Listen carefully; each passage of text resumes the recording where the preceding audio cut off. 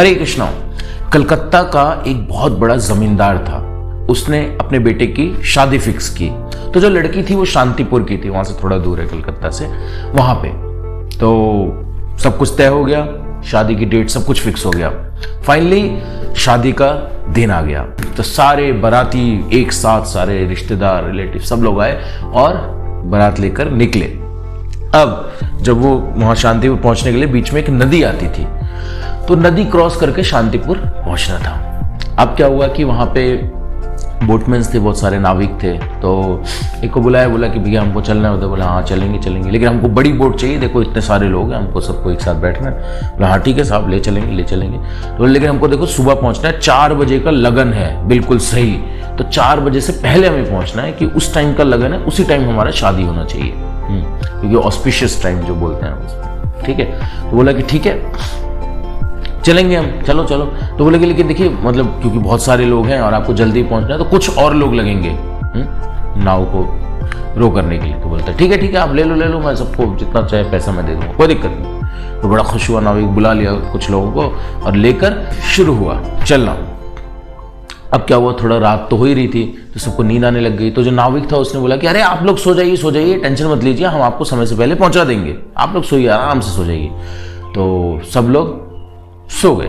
पूरी रात वो लोग नाव चलाते रहे। फाइनली जब धीरे धीरे सूरज उग रहा था तो उन्होंने देखा कि वो लोग तो ये क्या हो रहा है, आसपास देखा उन्होंने, बोले ये क्या चक्कर है, लेकिन ये तो हम लोग तो आगे बढ़े ही नहीं, हम लोग तो वहां के वहीं पे हैं, बिल्कुल आगे हम लोग बढ़े ही नहीं। बोला कि हाँ यार ऐसे कैसे हो गया। तो बोला कि तूने नाव नहीं चलाया ना, तू खाली बैठा हुआ था ना।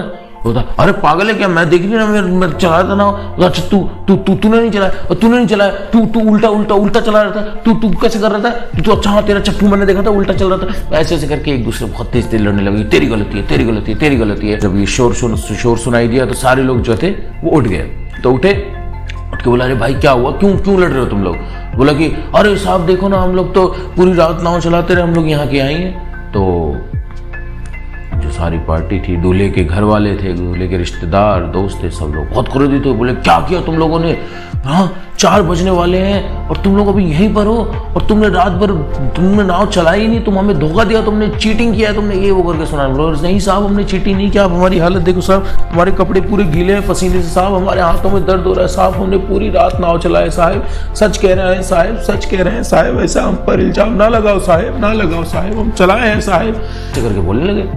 तो बोले कैसे तुमने चलाया, अगर चलाया होता तो नाव चली कैसे नहीं, तुम झूठ बोल रहे हो। बोले नहीं साहब सच कह रहे हैं साहब, हम नाव चलाए हैं साहब, पूरी रात चलाए साहब, देखो हमारा हाथ भी नहीं उठ रहा, हम इतना तेज नाव चलाए हैं साहब, सबकी हालत देखो साहब, सबकी बहुत बुरी हालत है साहब, हम नाव चलाए हैं। नहीं चलाए हो तुम, चलाए हैं साहब, नहीं चलाए हम चलाए हैं साहब, नहीं चलाए तुमने, चलाए तो खुद आपस में लड़ने लगे। तब तक एक वहां पे वृद्ध व्यक्ति थे, उन्होंने बोला कि रुको शांति,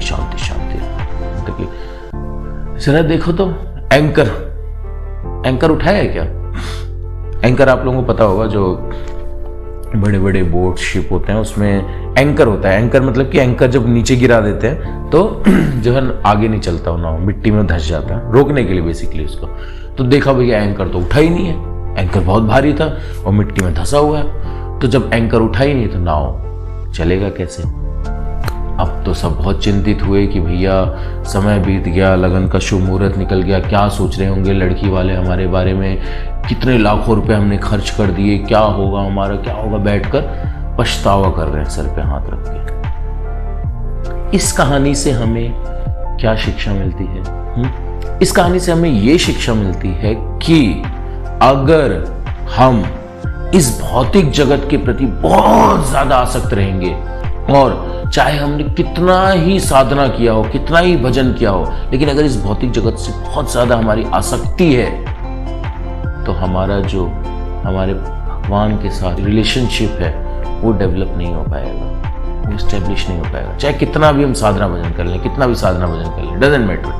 और वो एंकर क्या है, जो एंकर नीचे लटक रहा था वो क्या है, वो एंकर है हमारा मटेरियल अटैचमेंट। हमारा जो है मटेरियल अटैचमेंट है वो एंकर। और वो माझी कौन है जो नाव चला रहा था, नाविक, वो कौन है?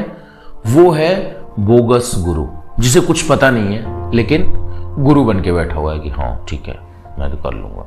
और जितने भी लोग नाव पे बैठे हुए थे, जितने भी, जो दूल्हा था, दूल्हे के पापा थे, रिश्तेदार थे, फ्रेंड्स, जितने भी लोग थे, वो कौन है?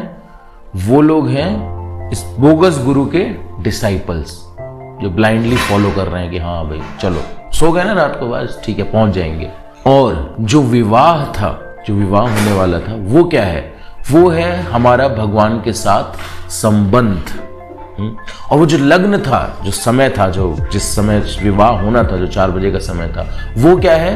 वो है this rarely achieved human form.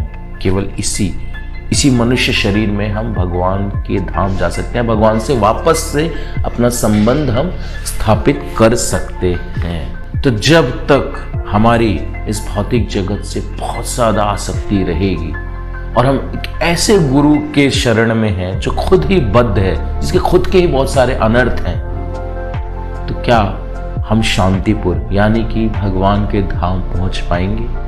भगवान के चरण कमलों की शरण हम ग्रहण कर पाएंगे?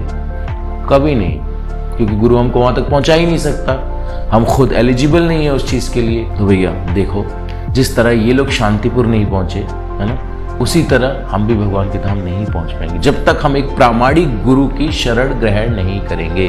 कलयुग में बहुत सारे लोग हैं ऐसे ढोंगी जो अपने आप को गुरु बताते हैं, but they are not Guru, they are bogus गुरु। तो हमें गुरु की क्वालिटीज देखनी है। जो गुरु हैं वो प्रामाणिक है या नहीं, गुरु शिष्य परंपरा में आ रहे हैं या नहीं। अगर आ रहे हैं तो ही हमें उनकी शरण ग्रहण करनी चाहिए, तो ही हम इस भाव सागर को पार कर सकते हैं। Thank you so much. Hare Krishna.